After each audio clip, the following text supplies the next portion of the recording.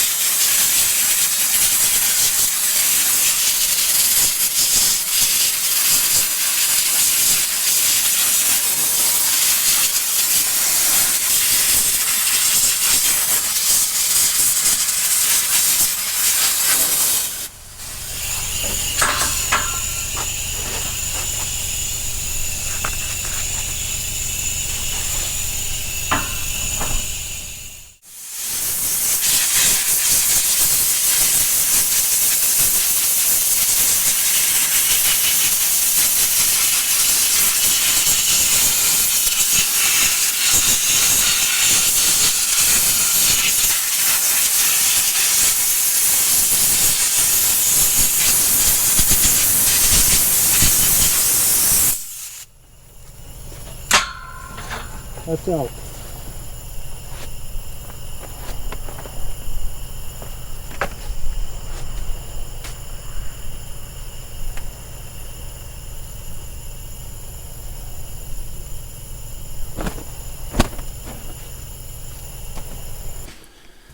Quick check of the compressor. A little bit warm, but by no means overheating. So yeah, that's where we're blasting all the way out there. So approximately a 50-pound fill of sand got us done both sides on the center hubs, and that's going to be plenty good for what we need to do here. You know, if you get a few little residual bits of red paint left, not the end of the world for this application. And when we finally ran out, we got most of one side of a front weight done.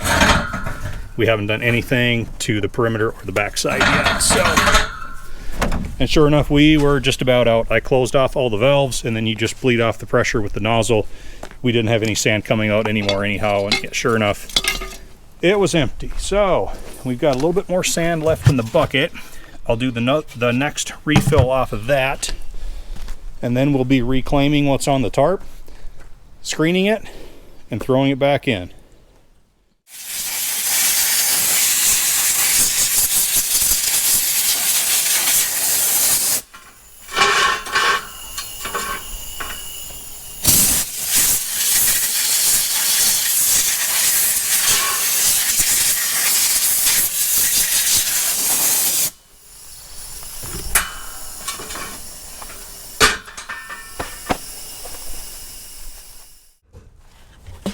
So now, after we finish, we just bunch the tarp, and all the sand that we collected on it gets transferred to the middle, and I'll screen it because when I'm walking around outside, my feet track yard debris into it, things like that.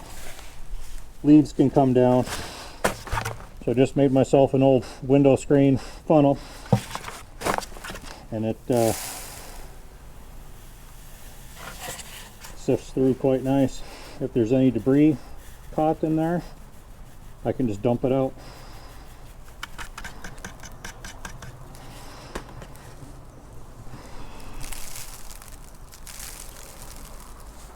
See, stuff like that. A couple of those pieces are enough to clog a nozzle.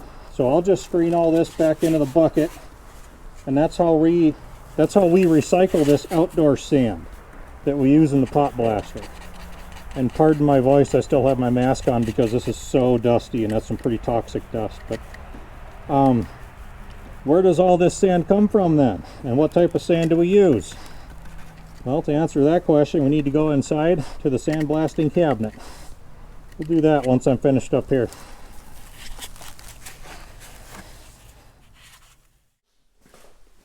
All right, we're finished with the outdoor blaster. And if you operate one of those things, you will get dirty. I haven't found a way around it yet. So yeah, just be prepared. For the setup that we have, it's still a little bit lacking because you can exhaust that 50 pounds of sand so quickly, and then it takes a while to get it filled back up. Air compressor keeps up with that pretty well. Now, for the type of blasting abrasive that we use, here it is right here. It's from US Minerals Inc. And this is Black Diamond. It's also been called Black Blast in the past, and that rhymes. But yeah, that's what we get. I usually pick it up at the Menards stores. Northern Tool is another store chain up around us that has it. It used to be about $7 a bag. Now it's about 20 plus. That's how it goes with everything. But yeah, here you can see the results of the outside blaster.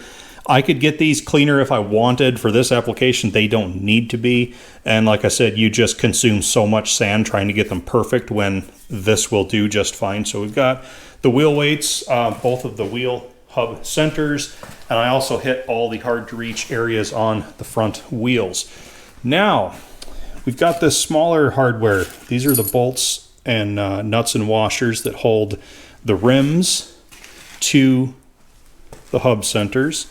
And then these are the square-headed bolts, nuts and washers that hold the wheel weights to the hubs. And to do all that smaller stuff, you can see if we follow the air hose, I always use the sandblasting cabinet, and we keep that out here. And it's just another, I think it's the same brand, well built, yeah. Just another rather cheap, affordable cabinet. This says a 40 pounds capacity. Yeah, made in Taiwan. Honestly, it's been pretty good. Again, this is probably 20 years old too. We've never had to change the light. It's getting a little bit blasted on the inside, but that's the nature of it. So here's a better view of that Black Diamond blasting media.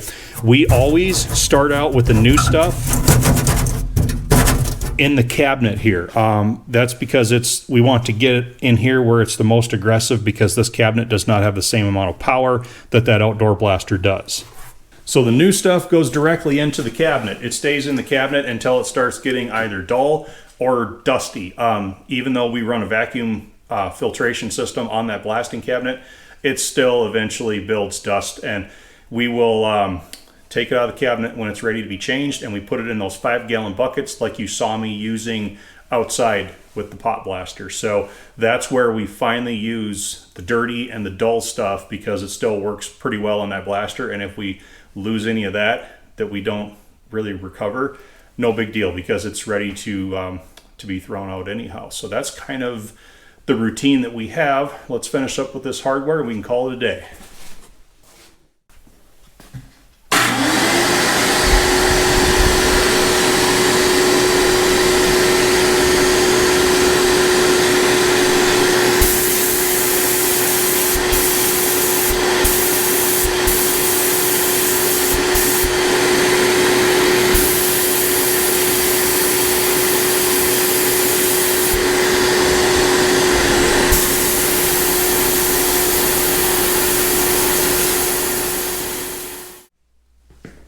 And because I've shown the sandblasting cabinet on the channel here many times, we skip through the majority of that. But one thing I've found with brand new fasteners, if I want the paint to stick the majority of the time, I'm best off blasting that original shiny finish off. I could leave it here mid-range on the bolt because that's where it's just going to be passing through things.